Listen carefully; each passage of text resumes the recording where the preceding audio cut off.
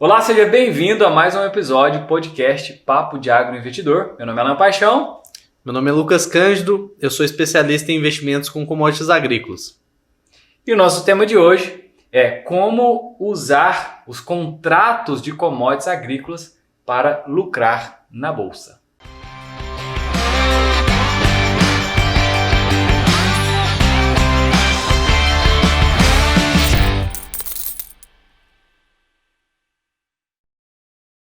Lucas, conta para nós aí o que é esse tal de contrato de commodities agrícolas, para a gente usar isso na bolsa.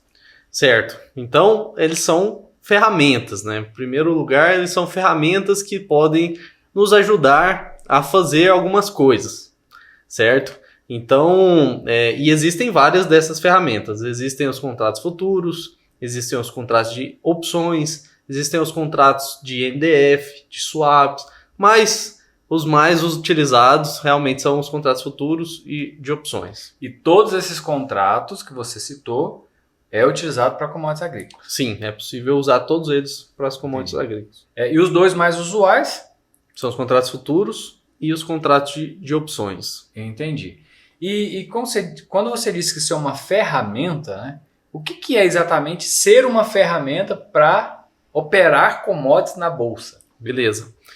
Então, a gente pode ter alguns objetivos diferentes para utilizar essas ferramentas, né? As ferramentas, assim como talvez uma chave de fenda, né, um alicate, né, são ferramentas que nos ajudam a fazer alguma coisa, certo? Então, que nos possibilitam de fazer alguma coisa. Então, pensa, sei lá, um alicate, ele vai te possibilitar você, às vezes, fazer algum trabalho que você não faria com a sua própria mão, né, por não ter força suficiente, etc.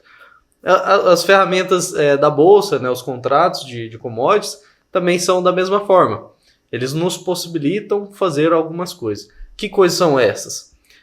Bom, a gente pode... são duas principais coisas, né? A gente pode utilizar os contratos para nos proteger, né? A gente pode falar mais sobre isso. Em primeiro lugar, nos proteger ou, se não, nos expor a um certo risco para buscar um retorno, né? Para buscar um retorno financeiro. Então, na questão da proteção, você utiliza a ferramenta para sair de um risco, né? Você transfere esse risco para alguém que está negociando com você. Então, vamos dar um exemplo prático, certo? Vamos supor que eu seja um produtor rural e eu estou produzindo milho. Então, vai ter, em algum certo ponto no futuro, quando eu tiver essa produção desse milho, eu vou precisar vender esse milho, né? Esse é o meu objetivo, é produzir e aí lá na frente eu vou vender. Certo. Então, eu tenho um risco inerente à minha atividade, que é caso o preço do milho caia, né? Por quê? Porque vai chegar lá na frente, a hora que eu for vender o milho, se o preço tiver caído, eu vou vender ele mais barato e vou receber menos por isso. Esse é o meu risco como um produtor. Certo. E aí eu posso utilizar os contratos na bolsa, tanto o contrato futuro, de opções, para que eu ganhe caso o preço do milho caia. Milho físico. Milho físico. Certo. Por quê? E por que isso é possível, né? Bom, deixa eu vou explicar a dinâmica, depois eu explico por que isso é possível. Beleza? Então, eu vou lá na bolsa, eu faço uma operação com esses contratos que eles vão me fazer ganhar dinheiro caso o milho caia. Isso porque, como a gente falou, se eu tenho milho físico apenas, se o preço cair, eu vou vender ele mais barato, né? Eu vou perder dinheiro com isso, com a queda do milho. Mas aí eu faço uma operação lá na bolsa que ela me dá ganho caso o preço do milho caia. E aí eu compenso parte dessa perda, né, do físico. Entendi. E por que isso é possível? Né? Porque os contratos da bolsa, eles são linkados, eles seguem os preços do mercado físico. Então eles estão andando juntos. Né? Então, o que determina o preço da commodity na bolsa é o mercado físico. Sim. Então, ou seja, se o preço no mercado físico cai ou sobe, a bolsa acompanha isso. E isso porque existe a liquidação desses contratos, né? Todo contrato ele tem um vencimento, né? Por exemplo, se a gente pegar um contrato futuro de milho, que o código dele é CCM, né? Lá na bolsa, se você quiser olhar a cotação, você digita lá CCM, né? Esse é o contrato de milho, e aí você precisa digitar também o vencimento dele e o ano que ele vence. Então, por exemplo, se a gente quiser olhar o contrato futuro de milho que vence em setembro de 2021, a gente coloca CCMU, né, a letra U, que é a letra referente ao vencimento de setembro, e 21, né, 21. Então, CCMU 21. Tá. Esse é o... Agora deixa eu entender, deixa eu ver se eu estou entendendo o que você está me dizendo. O contrato é uma ferramenta que alguém pode ir lá e fazer uma negociação na bolsa sobre um volume X Sim. de commodities. Tanto milho, quanto soja, quanto boi. Ok? Sim. Então, eu acho que eu estou entendendo. Agora, quero só saber se esse contrato é a mesma coisa de um contrato de commodity física. Tipo assim, vamos supor que eu vou lá comprar o milho do produtor rural. Eu vou fazer um contrato de compra e venda lá, né? É a mesma coisa? Não, ele é um contrato padronizado, né? Esse é o primeiro ponto. São contratos padronizados, ou seja, eles seguem algumas regras específicas, né? E que são as regras que foram criadas na Bolsa. Então, esses contratos que são negociados na Bolsa, eles não são contratos igual no físico, onde você delimita ali os termos especificamente de cada contrato. De uma negociação que você fez ali. Exato. Tete a tete com alguém. Exato. Quando você faz um contrato, quando você negocia um contrato na Bolsa, você, em momento nenhum, vai ter que passar por um processo de definir esses termos. Eles já vêm prontos. Você aceita ou não. Exato. Tipo assim, se você quiser fazer um contrato na Bolsa, já existem termos determinados, um padrão que você vai lá e assume aquele padrão ali. Aceita, exatamente, na verdade, aquele padrão. Exato. Isso foi... a maioria dos contratos já são antigos, né, que são negociados na Bolsa Brasileira, principalmente. Já são contratos que foram definidos esses termos lá atrás. Inclusive, se a gente observar as quantidades, né, os volumes referentes a esses contratos, a gente vai ver que eles são volumes referentes a cargas que eram comuns antigamente. Então, se você pegar o contrato futuro de boi, por exemplo, o tamanho do contrato são 330 arrobas, né, que era o tamanho do contrato do caminhão de boi antigamente. Então, esses contratos eles foram definidos lá atrás e sempre foi utilizado, né, esse mesmo padrão. Então, quando você vai negociar na Bolsa, você já utiliza esse contrato que é padronizado. Está todo mundo ali negociando aquele mesmo contrato. Não tem uma questão de você chegar lá e definir os termos, né, as então, se eu cláusulas quiser um volume maior ou menor, eu tenho que comprar contratos. Exato. Então ele é sempre caixinhas, né? Vamos dizer que são como se fossem pacotes. Cada contrato, por exemplo, de boi é um pacote de 330 arrobas. Então se você quer comprar mais que 330, você já tem que comprar 2 contratos, que aí vai dar 660. Certo? E também para qualquer tipo das commodities, tanto o milho, soja e o boi. Exato. Aí o boi, no caso, são pacotes de 330 arrobas, e da soja e do milho é o mesmo valor. São 450 sacas.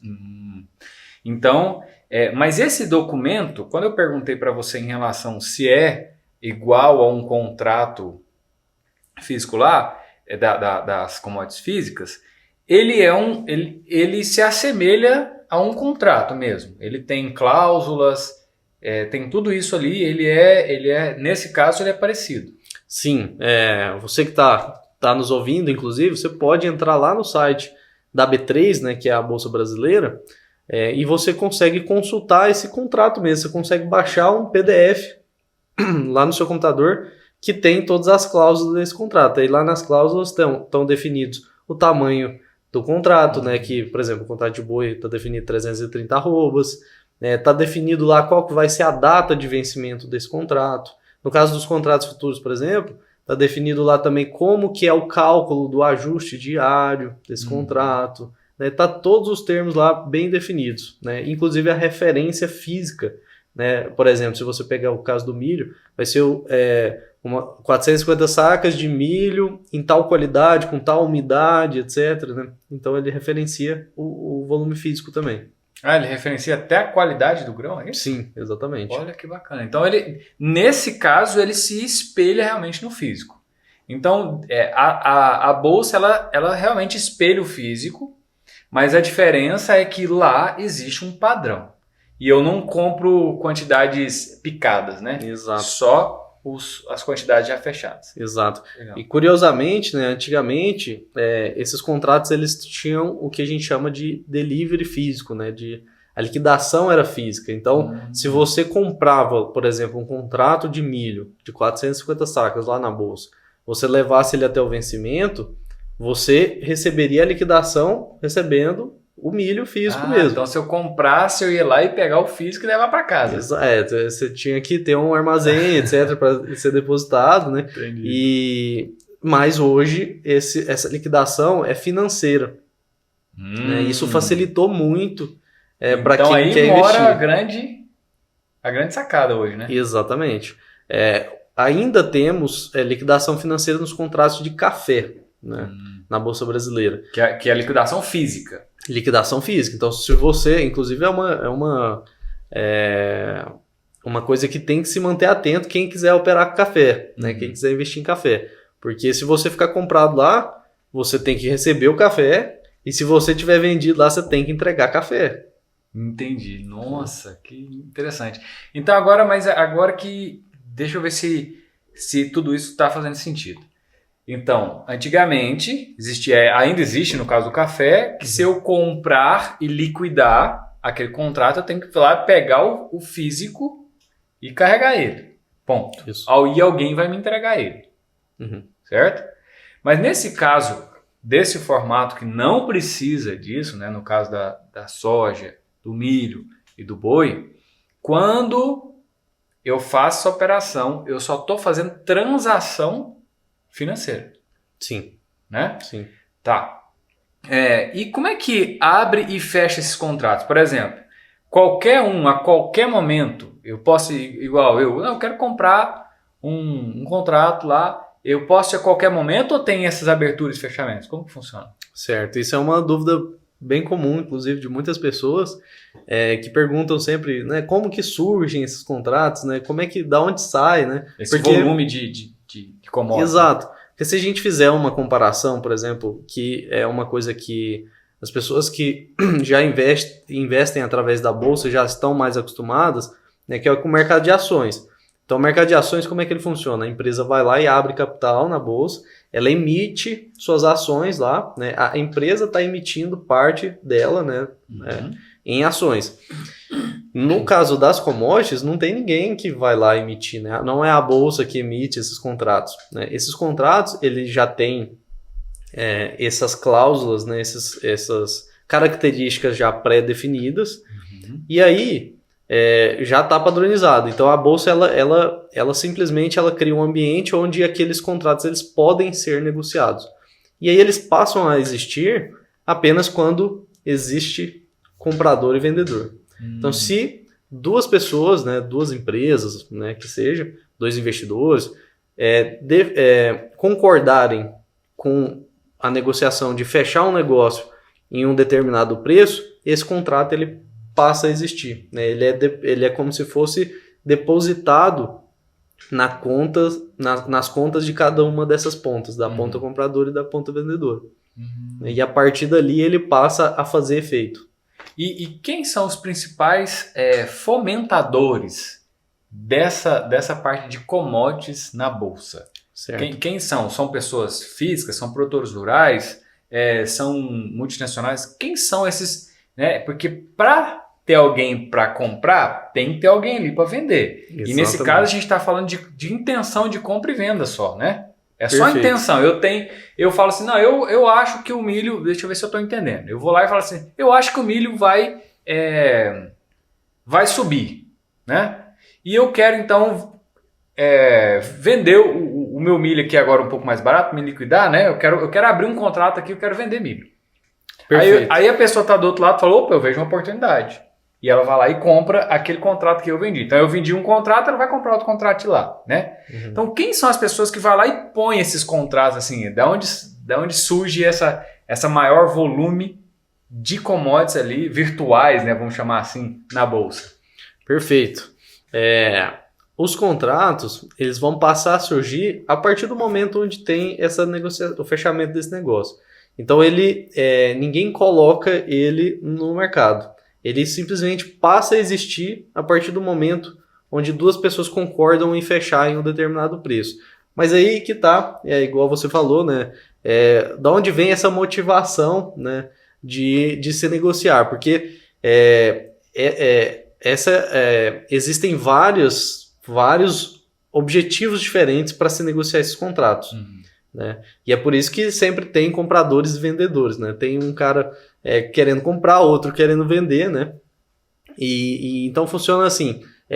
Principalmente são esses dois objetivos de se usar a ferramenta que entram em cena para a criação desses contratos, né? Para o fechamento desses negócios.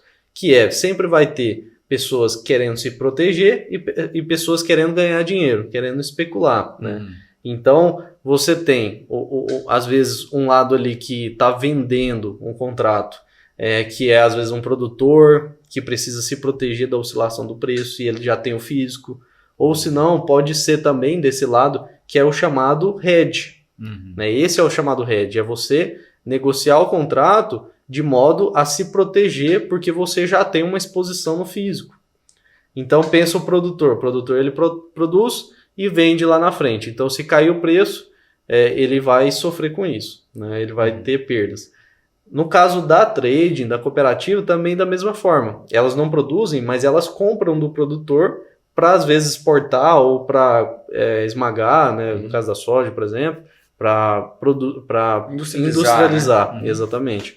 Então, durante esse processo também, a partir do momento que ela comprou do produtor, o produtor saiu daquela exposição, daquele risco, mas a cooperativa ou a trade, ela assumiu esse risco, porque ela comprou. Então, se durante o processo de industrialização ou antes dela vender para exportação e o preço cair, isso está na mão dela, ela vai estar perdendo dinheiro. Então, ela também utiliza a bolsa para se proteger. E aí, quem dá a liquidez, né, quem dá as possibilidades de esses produtores e as trades se proteger é justamente os investidores. Né? Às vezes os fundos de investimentos, que são empresas, ou se não, pessoas físicas mesmo, né? Investidores individuais que vão lá na bolsa e negociam esses contratos com o objetivo de lucrar com isso. Como que funciona isso? Justamente como você falou. Esses investidores eles têm uma opinião acerca do mercado, eles têm uma expectativa de que o preço caia ou suba. Quando eles acreditam que o preço vai subir, eles entram comprado, né? Eles compram os contratos para ganhar com a alta, com os preços subindo. E quando eles acreditam que vai cair, eles entram vendido para ganhar com a queda. Então, mas de um modo geral, você acredita que os maiores fomentadores, ou seja, quem coloca lá para, né, quem coloca para vender, geralmente são as trades? Sim, com certeza. Elas são as maiores fomentadoras. Com certeza, isso porque, principalmente no Brasil, os produtores rurais ainda não têm, de modo bem disseminado, essa cultura de se redear, né, de se proteger utilizando as ferramentas da Bolsa. Tanto é que isso foi a gente teve recentemente, né, uma alta de preço na soja e que deixou muita gente na mão, né? Muitos produtores travaram seus preços no físico e não puderam aproveitar na alta. Isso porque eles fazem essas travas, essa negociação antecipada da sua safra através do físico, vendendo para trade e para cooperativa. Só que a trade e a cooperativa, ela faz o hedge na bolsa. Então, essas empresas, elas têm a oportunidade de lucrar duas vezes? Eu diria que sim, em tanto alguns momentos. No beneficiamento daquele grão, né? Porque ela pegou ali do produtor e falou, eu te pago até tanto aqui, tá travado, e ela trava o preço lá com o produtor. O produtor não tem mais o que fazer porque ele fez aquela negociação com a fechou. trade. Aí a trade pega aquele volume do produtor e vai lá e faz um hedge na bolsa. Perfeito. Se protege lá na bolsa.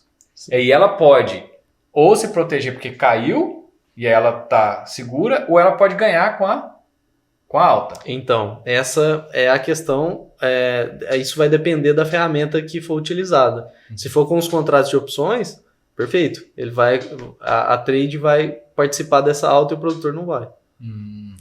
Entendi. Bom, então, esse assunto é interessante, né? Porque eu fico pensando a genialidade de alguém que criou esse processo, né, de criar um ambiente virtual, né? um mecanismo, né, virtual hoje, vamos dizer assim, né, hoje onde, né, inclusive as operações são quase todas, já são todas virtuais, né? Sim. Tudo online.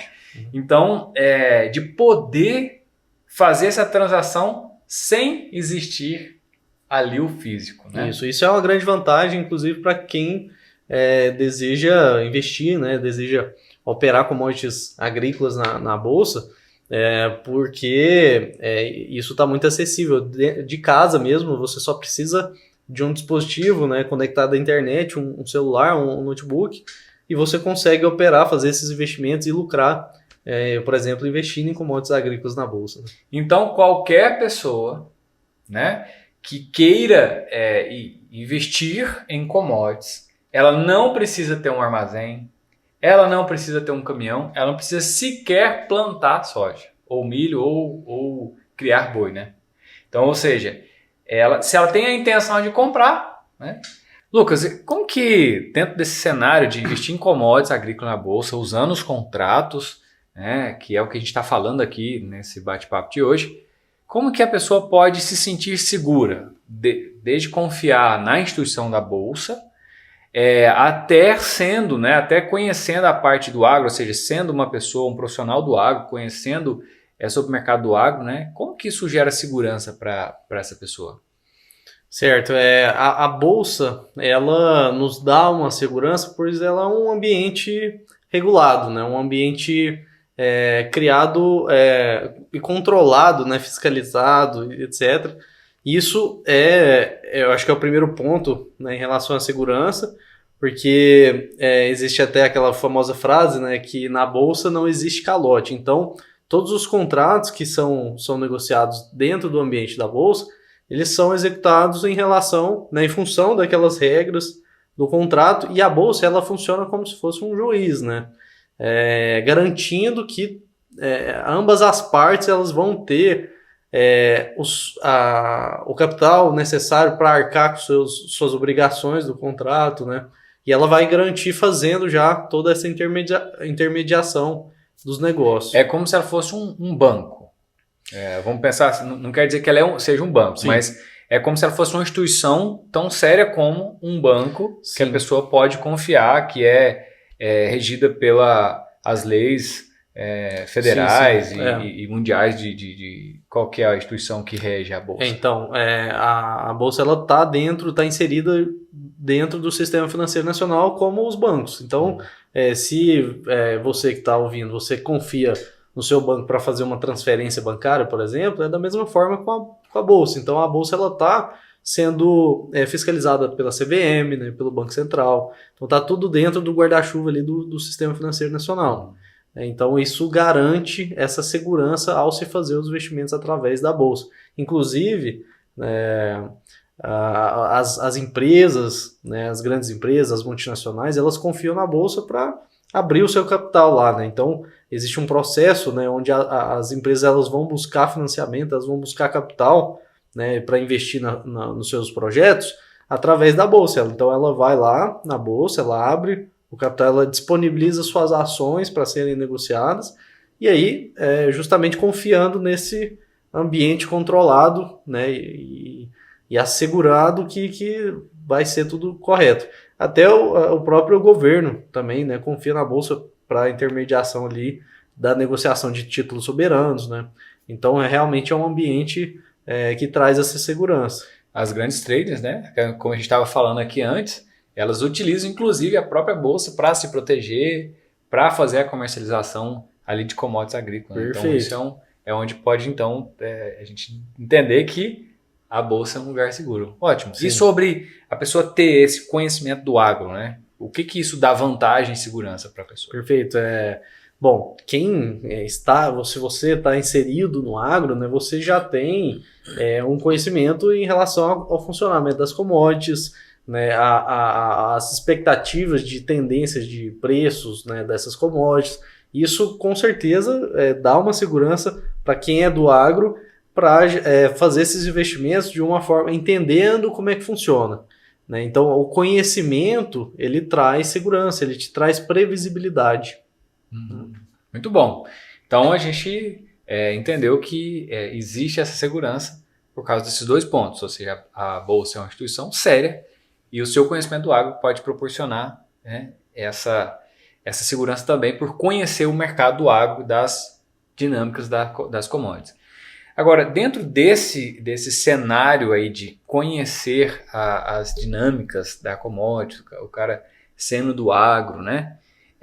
Em que momento que esse contrato faz sentido, né? Ou seja, aqueles dois tipos de contrato que você disse que mais se utiliza ali, tanto a opções como o mercado futuro, como é que esses dois, né? Eu queria que você falasse um pouquinho mais sobre isso. Qual que é a diferença entre o contrato de futuro e opções, né? E o que esse conhecimento do agro interfere num ou em outro? Perfeito. Os dois contratos, os dois tipos de contratos têm funcionamentos diferentes.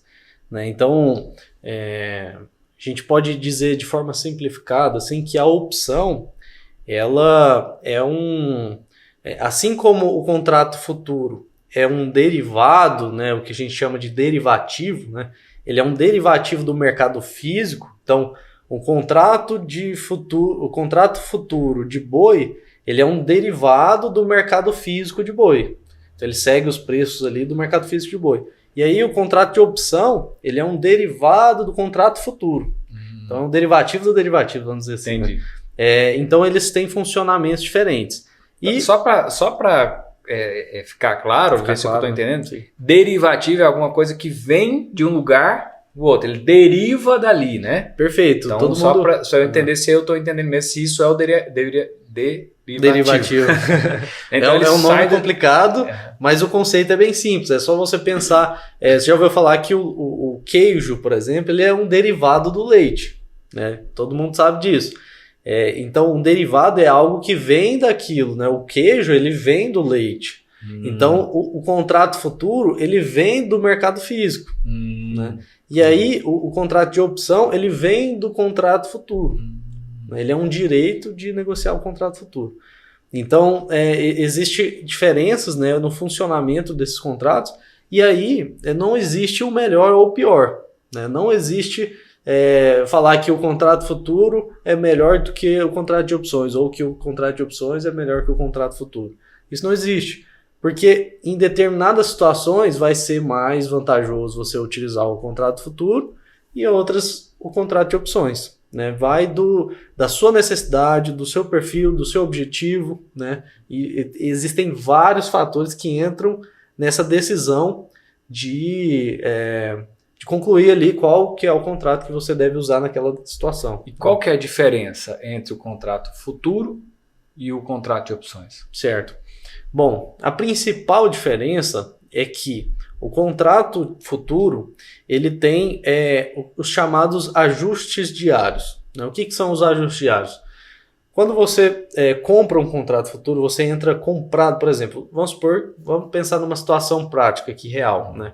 Vamos supor, hoje eu acredito, né, olha só, isso não é uma recomendação de investimentos. Eu estou falando da minha posição pessoal, né? Da minha visão pessoal. Em que momento em que época estamos vivendo, né? Porque esse vídeo vai ficar gravado, então a gente tem que contextualizar. Perfeito. Em que momento estamos vivendo. Então hoje, isso não é recomendação de investimentos, hoje eu estou comprado em boi. Né? Por quê? O que significa isso? Eu fiz uma operação que vai me dar ganho caso os preços da arroba de boi subirem na bolsa. Perfeito?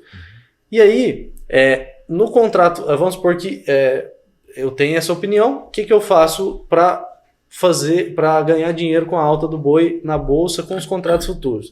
Eu vou lá e compro um contrato futuro. A partir do momento que eu comprei o contrato futuro, vamos supor que eu comprei ele com preço de R$310 por arroba. E aí, no dia seguinte, vamos supor que o preço suba para 315. Então, logo nesse dia seguinte, vai acontecer o chamado ajuste diário, que eu vou receber esses R$5 que subiu. Então, olha, eu comprei a 310, ele subiu para 315. O que acontece? Eu estou comprado. Eu vou receber na minha conta R$5 por arroba. Perfeito? Então, esse é o principal funcionamento do contrato futuro. Já o contrato de opções, ele não tem essa questão do ajuste diário. Mas antes da gente entrar no contrato de opções, o mercado futuro eu posso fechar ele a qualquer momento? Fechar a qualquer momento. Eu posso, assim, eu comprei ontem, um exemplo, né? Sim. Me corrija aí, só para eu exemplificar. Comprei ontem, aí comprei a 310, e aí hoje ele já foi a 315, então essa diferença de R$5 por arroba, eu falo, não, já Você quero já pode sair, vender posso a 315. fechar, quero pôr dinheiro no bolso e tá tudo ok. É isso? Perfeito, você consegue fazer isso. Inclusive, você consegue fazer no mesmo dia. Né? Você consegue fazer uma operação, inclusive, de questão de minutos. Né? O chamado day trade. Né? Eu abro e fecho aquele momento. Ali, Exatamente. ganhei, se no mesmo, sei lá, em uma hora eu sei que o boi vai subir e eu comprei a 310, daqui uma hora ele foi para 315, eu já posso fechar. Já pode fechar. Isso caracterizaria, né, o chamado day trade. Né? E quando você compra e vende em outro dia, ou vende e compra em outro dia, seria o swing trade. Né? Day trade é por causa do day. Exato, day de dia. Exatamente. Exatamente. Certo. Então, esse é o principal... a principal estrutura, né? O principal funcionamento do contrato futuro que diferencia ele do contrato de opções. Então, olha, note que eu falei então que o ajuste diário ele acontece diariamente. Então, se no dia seguinte eu comprei a 310, dia seguinte subiu a 315, eu recebi R$5. Mas vamos supor que passou mais um dia, ele caiu para 300 caiu de 315 para 310 de novo. Aí vai tirar R$5 por arroba da minha conta.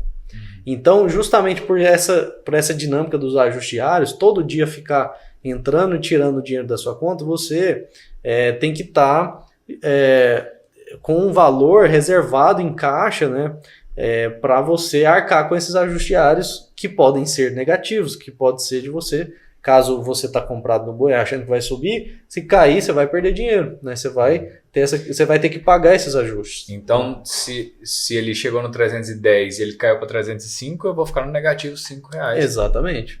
Então, isso faz com que a dinâmica ali do contrato futuro seja mais arriscado, assim, no sentido de seja mais agressivo. Né? O que acontece é que você precisa ter um caixa. Né? Já nos contratos de opções, você já entra na operação já definindo previamente o valor máximo que você pode perder. Né? Então, justamente essa questão da limitação de perda na operação que é a grande diferença entre o contrato futuro e o contrato de opções. Então, o contrato futuro, pelo que eu estou entendendo, ele não tem fim, nem para baixo nem para cima.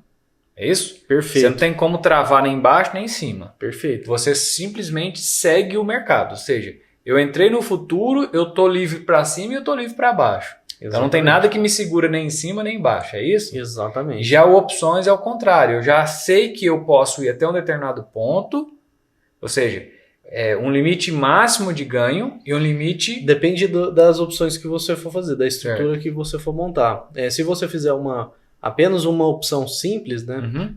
Uma call, uma put, depois a gente pode falar o que são cada uma delas, você tem ganho ilimitado também. Né? Mas aí você já limitou a sua perda. Esse que é o principal. Por isso que o contrato de opções, eu acredito que é o mais aconselhável para se utilizar para quem está iniciando. Né? Justamente porque você já entra com essa perda máxima limitada, né? E isso acaba te dando uma segurança a mais. Então, só para eu entender essa perda máxima limitada. eu vou lá e compro um contrato, certo? Uhum. E o máximo que eu posso perder é aquele contrato. No contrato de opções, sim. De opções. Né? Exato. Você Sim. paga um prêmio por esse contrato, né? Bom, até já vamos entrar um pouco mais na estrutura do contrato de opções para você que ainda não conhece acompanhar. O contrato de opções ele tem um preço, né, que é chamado de prêmio. Uhum.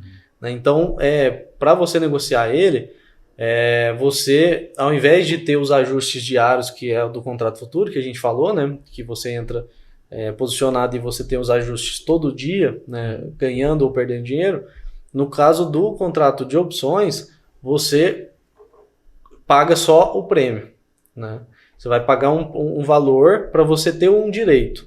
Né? Seja o direito de ganhar na alta ou na baixa. Mas você vai comprar esse direito pagando esse prêmio. Esse prêmio está ligado a um contrato. Então eu compro o prêmio de um contrato. Exatamente. Né? O então prêmio, é um prêmio, um Exato. contrato. O prêmio ele é cotado na bolsa na unidade no caso dos contratos de boi, ele é um prêmio por arroba, né? E cada contrato tem 330 arrobas. Já no milho e na soja, é um prêmio por saca. Uhum. Né? E como é que é determinado esse prêmio? Tipo assim, o valor, como que se um contrato de boi são 330 arroba, como eu vou saber o preço desse prêmio? Perfeito.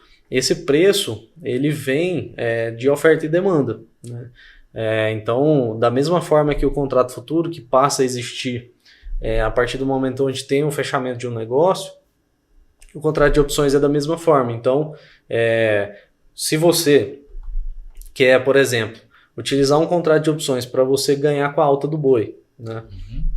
Você vai falar com o seu assessor, né? Você vai fazer uma cotação de um determinado strike, né? Um determinado preço de exercício desse direito, né? E aí a gente vai explicar um pouco melhor como funciona isso. E você faz uma cotação desse prêmio. Então, o seu assessor ele vai te passar esse prêmio que foi cotado no mercado. Então, pode ser que quem esteja te vendendo ele pode ser um outro investidor, pode ser uma empresa, pode ser um fundo de investimentos. E eu sei de quem eu estou comprando? Não. A bolsa, você tem essa questão do anonimato. Assim, né? Uhum. Então, ninguém sabe quem está comprando, ninguém sabe quem está vendendo. Exato. Ah, tá. Exato. Entendi. Então, aí como é que eu vou saber? Mas assim, como é que seria uma simulação para eu saber quanto que eu poderia comprar um contrato de boi, por exemplo? Perfeito. Você vai fazer uma cotação, né? E aí o seu assessor vai te passar, esse para você comprar esse direito, né? Esse contrato de opções, você pagaria X de prêmio, né? Por arroba ou por saca, né? E aí você multiplica esse prêmio pelo número de arrobas ou de sacas do contrato, né? No caso do boi são 330 e no caso do milho e da soja são 450, e aí você vai ter o total do prêmio por contrato. Tá. Então, essa cotação é feita na própria bolsa. Sim. Eu entro lá, o assessor entra lá e vê quais são... tem vários contratos disponíveis lá, é isso? Isso. Eu entro lá no sistema da bolsa, o assessor entra, a corretora entra lá e fala, olha, nós temos tantos contratos aqui. E tem um contrato aqui que está oferecendo um arroba do boi aqui por tanto. Exato. Então, vamos pensar num exemplo com arroba de boi, né? Vamos supor que está sendo negociado a R$300 agora por arroba, e aí você acredita que vai subir acima de 310, vamos supor. Vamos supor que você acredita que vai para 320. E aí você vai no mercado e você pode pedir uma cotação de uma opção de compra, né? Uma call. Então, vamos dar um passo atrás para entender mais sobre os contratos de opções. A gente tem dois tipos, né? Que são as calls e as puts. Né? Call é C-A-L-L e put, P-U-T. Call é chamada, né? Exato. Então, traduzindo é chamada. Então, eu chamo. Mas só para didaticamente a gente entender. No caso da put não teria uma tradução literal, mas é P-U-T. Né? Uhum. E aí, nesse caso, você tem esses dois tipos de contrato de opções. A call, ela é um direito de comprar o ativo objeto. Você lembra que a gente falou da questão de ser um derivativo do contrato futuro, né? Então, o que a call ela faz? Ela te dá o direito de comprar o contrato futuro. Me permita, se eu estiver errado, você me corrige, só ver se eu estou entendendo. Eu vou fazer essa analogia para eu organizar minha mente aqui. Call, chamada. Então, eu chamei, eu comprei. Eu chamei, eu comprei. É um direito de comprar. De comprar. Então, vem cá que eu quero comprar. Né? Chamei, vem cá. E a put é uma saída. Tipo, o direito de você vender. Eu devolvo, né? Eu quero vender. Eu coloco para frente, né? Perfeito. Então, só para eu entender, para quando eu puder organizar minhas ideias aqui para eu entender. Então, perfeito. Então, beleza. Legal. Então, pode continuar. Então, a gente tem esses dois tipos, né? Que é a call e a put. Então, a call ela vai te dar o direito de comprar um contrato futuro. Né? E a put ela vai te dar o direito de vender o contrato futuro. Então, eu posso escolher o tipo de operação. Se eu vou entrar na call ou na put. Comprando ou vendendo. Exato. Você pode, na verdade, você pode comprar ou vender uma call e comprar ou vender uma put. Ah, tá. Entendi. Entendeu? Então, a call ela é o direito de comprar. Você pode comprar esse direito ou você pode vender esse direito para alguém. Né? Então, são duas camadas, vamos dizer assim. Para cada um. Exato. Então, só que nesse caso que a gente está falando de ganhar com a alta, então, para ganhar com a alta de alguma coisa, o que você faz? Se você acredita, por exemplo, que uma caminhonete, uma Hilux, por exemplo, a gente está vivendo um período de inflação e etc, né? Então, muitas vezes os valores das coisas estão aumentando, né? Sim. Então, às vezes, se você comprar uma Hilux hoje por 100 mil, às vezes, no mês que vem, você já vende ela por 105 mil. Então, se você acha que algo vai aumentar de preço, o que você faz? Você compra. Né? Então, no caso do boi, da mesma forma no boi. Se você acha que o boi vai subir, né, o preço da arroba de boi vai subir, você tem que comprar. Né? Então, para comprar, você compra o direito de comprar, né, que é a call. E não a put, que é o direito de vender. Você não quer vender algo que vai valorizar. Você quer para você, então você quer segurar. Certo. Né? Beleza. Então, o que acontece é que, nesse caso, você pagaria o prêmio, que é o preço para você ter esse direito, a call de boi. E aí, você define um chamado de strike, né, que é o preço de exercício desse direito. Então, você tem que definir nesse contrato, nessa call, qual que é o preço que você vai comprar o contrato futuro. Então, se você acredita que vai subir, por exemplo, o boi vai subir para 320... De 300 para 320. 300 para 320, você pode comprar, por exemplo, uma call com strike, né, com preço de exercício a 310. O que isso vai te dar? Vai te dar o direito, né, de comprar o contrato futuro a 310. E se ele realmente tiver subido a 320, você compra a 310 e vende a 320. Sobra aí no seu bolso R$10 por arroba. Mas e por que eu não poderia ter comprado ele a 300? Se ele está a 300, eu não entendi esse meio termo aí, perfeito, do 10 do 20. Perfeito, isso é uma pergunta, né, uma dúvida comum. Porque o strike, né, que é a questão do 310, você tem toda a liberdade de você definir qual vai ser esse strike. Então você pode colocar que o strike seja 300. O que vai acontecer? Então, se você colocar aqui a 300, se chegar lá no vencimento, né, quando você vai exercer seu direito, você vai poder comprar a 300 e vender a 320, sobrando R$20, né, no seu bolso. Só que, para você comprar o strike 300, você vai pagar um prêmio mais caro do que o prêmio que você paga para comprar o 310. Entendeu? E acaba como se fosse um seguro. Né? Você está comprando uma segurança de que você vai poder comprar um ativo em determinado preço no futuro. Né? Então, se você vai ter o direito de comprar ele mais barato, você vai ter que pagar mais caro nesse direito. Então... E aí, então, quer dizer, se eu quiser comprar 300, eu posso. Só que eu vou pagar mais caro no direito, porque você tem a chance de ganhar muito lá, então você vai ter que pagar mais para tentar aproveitar esse bom negócio. Exatamente. E no fim das contas, vale a pena ou não? Tipo assim, porque, pelo que eu entendi, a maioria das pessoas compram já numa diferença menor, né?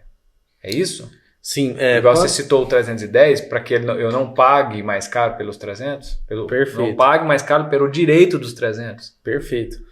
Sempre o que vai balizar essa escolha, né, de qual strike você comprar vai ser justamente o valor dos prêmios naquele momento, né? Existem vários fatores que influenciam no valor do prêmio. Em alguns momentos, esse prêmio ele pode subir muito, né? Vai ficar muito caro para você comprar esse contrato de opção. Então, você precisa olhar a sua relação risco-retorno da operação. Se você for pagar, por exemplo, R$8 no prêmio para você comprar a opção Strike 310 e que você acredita que o boi vai subir para 320, vai te sobrar só R$2 de margem ali, né? Então, às vezes você está pagando um prêmio muito caro em função de um ganho pequeno, né? Essa relação ela tem que ficar muito positiva, ela tem que ficar assimétrica. Você tem que gastar pouco no prêmio para poder concorrer a um ganho grande. E isso é o que vai te dar, inclusive, uma certa segurança, né? Nos seus investimentos com commodities agrícolas. Você pagar barato para concorrer a um ganho muito grande, né? Você está sempre... isso porque... Quando você tiver uma operação que não for bem sucedida, você vai perder apenas aquele prêmio que você pagou na opção. E no caso do contrato de opções, eu posso sair a hora que eu quiser também? Por exemplo, ali de contratos futuro, eu posso entrar e sair qualquer hora ali, né? Sim, basta enviar uma ordem no celular ali que pronto, já sai. Pronto. E vamos supor que agora eu vou falar de contrato de opção. Eu comprei um contrato de opção, era 300, eu comprei a 310 ali para pagar o strike mais barato, né? Uhum. E aí eu espero que daqui 3 meses ia para 320, né? Um exemplo. Mas ele chegou a 315 e eu falei, não, eu já quero vender. Perfeito. Aí você faz uma cotação, novamente com o assessor, e ele vai te passar o prêmio que está sendo praticado naquele momento para comprar esse contrato de você. Então, você pode antecipadamente, não precisa esperar até o vencimento para você finalizar essa operação. Essa é uma dúvida muito comum.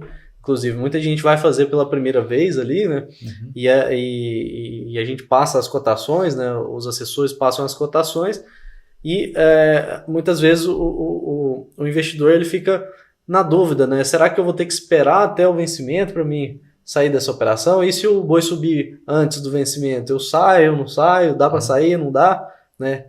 E realmente dá para sair. Você pode comprar ali naquele cenário que a gente falou e antes mesmo do vencimento das opções você pode vender isso para alguém no mercado da mesma forma que faria com os contratos futuros. Então eu já posso sair antes, pego, se eu tiver ganho ali, pego, beleza. Perfeito. Embora, tá tudo certo. Você vai ficar, nesse caso, saindo antecipadamente, o seu ganho vai ser em função da diferença do que você pagou no prêmio e o preço, entre a diferença do preço que você pagou e a diferença do preço e o preço que você vendeu. Então, se você pagou lá R$2 por arroba nesse contrato, e vendeu por R$4 por arroba, você teve um ganho de 100% ali, né? Você dobrou o seu capital investindo no boi. E é comum esse tipo de lucratividade de 100%, 200%? Né?